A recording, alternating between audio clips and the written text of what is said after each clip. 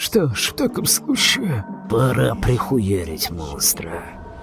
Я говорю прихуярить монстра.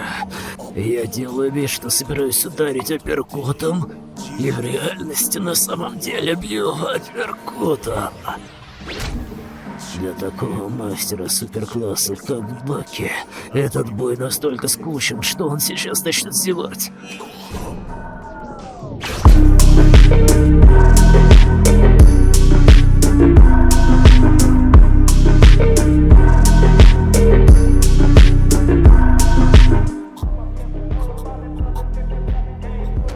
Бой между нами закончится, когда один из нас признает свое поражение.